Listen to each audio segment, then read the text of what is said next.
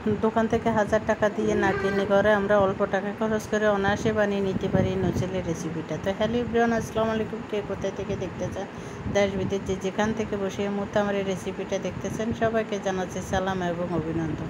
আজকে আপনাদের জন্য নিয়ে আসছি নচিলের রেসিপি। নচিলের রেসিপিটা আসলে একদম সংক্ষেপ এবং সহজ একটা রেসিপি। আমাদের হাতের কাছে যা কিছু আছে তা দিয়ে আমরা নচিলাটা বা পিনাট বাটার যে কোনো একটা কিছু রেডি করে সকালে ছোটো বাচ্চাদেরকে নিয়ে খাওয়ানোর জন্য আর কোনো টেনশন করতে হবে না। রুটি বা ব্রেডের সাথে এরকম নচিলে নিয়ে সামান্য পরিমাণে একদম বাচ্চারা খুবই হাসি মুখে খেয়ে ফেলবে, কোনো রকমের ঝামেলা করবে না। তো এই নচিলের রেসিপিটা তৈরি করার জন্য যা কিছু লাগতেছে, যেভাবে করতেছি সব পর্যন্ত আপনারা সাথে থাকবেন, ইনশাল্লাহ সবাই তৈরি করে নিতে পারবেন। এই রেসিপিটা এত সহজ এবং সংক্ষেপ, তৈরি করলে না করলে বুঝবেন না। কারণ এই নচিলের রেসিপিটা আমি করেছি অনেকটা দেখে শিখেছি। দোকান থেকে একটা নচিলে কিনতে গেছি, দেখি যে 750 টাকা বলতেছে হাফ কেজি ওজনের একটা নচিলে।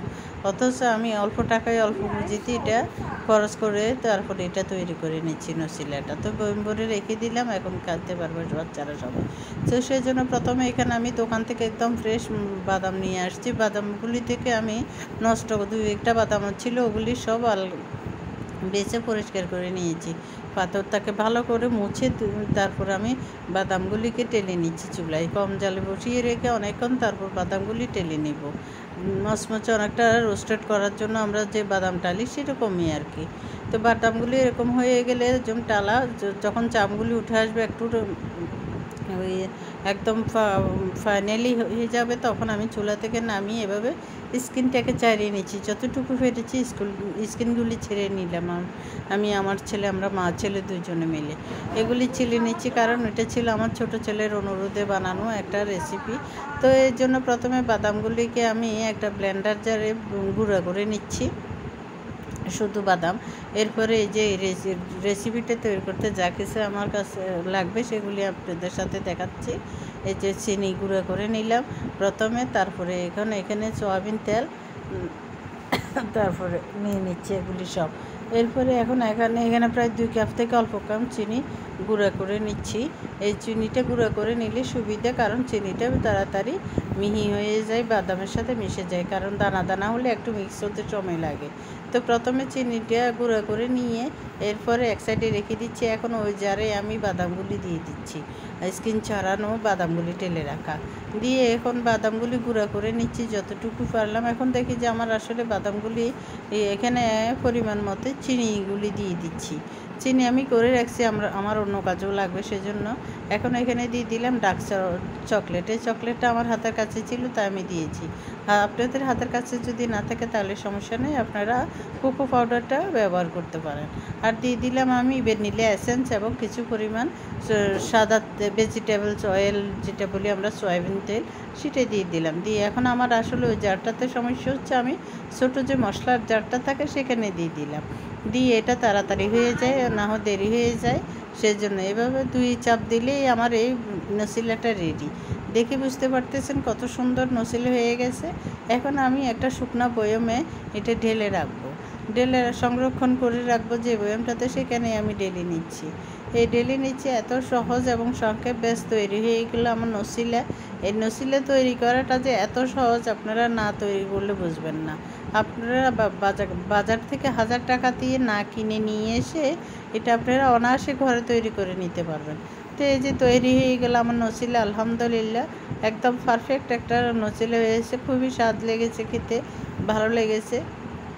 এখন এটা রেডি সকালের নাস্তা বা যে কোনো নাস্তার আইটেমের সাথে খাওয়ার জন্য। এখন এটা আপনারা সস হিসেবে কোনো মিষ্টি জাতীয় খাবারের সাথেও খেতে পারবেন, আবার রুটি বা যে পাউরুটি আছে ওগুলির সাথে খেতে পারবেন। সকালে বাচ্চাদের নিয়ে আমাদের অনেক বেশি ঝামেলা খাওয়াতে, নাস্তা খাওয়াতে, তাদেরকে খাওয়ানোর জন্য আর কোনো টেনশন করতে হবে না।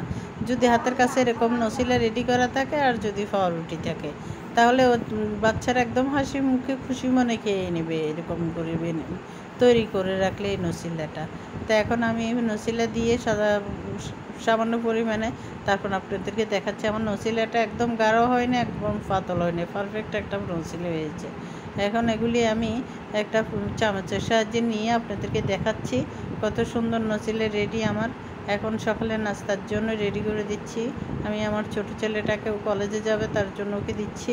ও এখনও ছোট, ও আমাকে খাবার নিয়ে এখনও প্রতিনিয়ত জ্বালাই। ওকে সকালে নাস্তা কী দিবে সেটা নিয়ে আমার টেনশন করতে হয়, আর কারোর জন্য এত টেনশন করতে হয় না।